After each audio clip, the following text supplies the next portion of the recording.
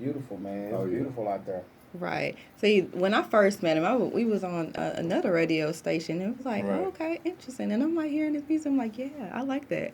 Became a Appreciate fan that. since. Became a fan Appreciate since. that. Yeah. So yeah, most definitely. So what would you say would that influence your musical background or musical?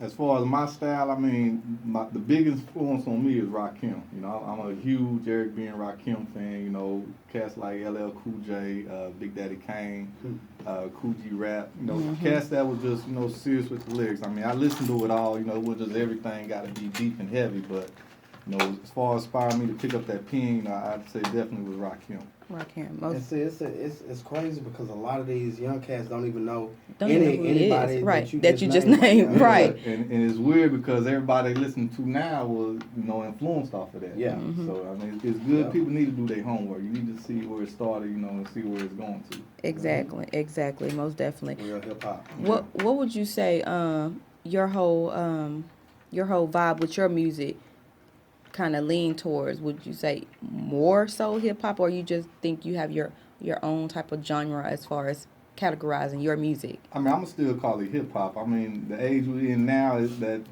definition kind of got redefined. Yeah. You know, and it just changes with the times. You go from the '80s to the '90s to now. You know, it kind of elevated, dipped, went up a little bit. So I'm still say it's hip hop. You know, more of an old school feeling. You know, Yeah. kind of that. You know, just kind of sit back and just listen. Like, wow, okay, this cat getting busy. Right. Yeah. So you know that's a good way I would describe it.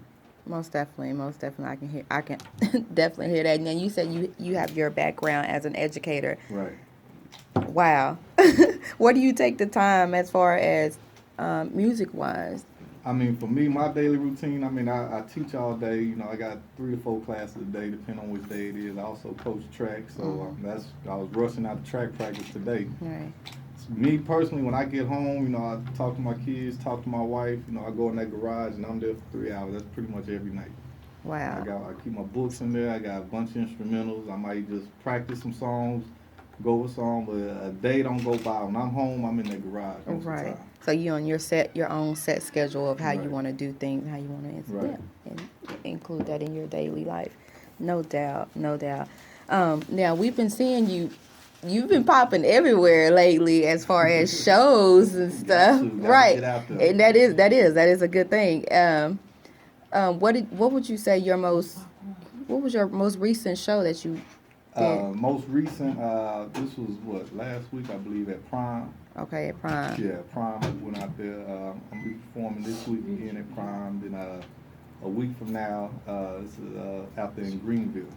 In Greenville. Yeah, was it Crown and Heart? It's on Yeah, Thursday night. Okay. So, yeah, I'm gonna be getting busy out there as well. Awesome. That's always good to hear that, putting yourself out there as far as trying to not too much export yourself, the little bit of exposure as far as music. To me, I mean, if you're gonna make the songs, you gotta get on stage. Got to.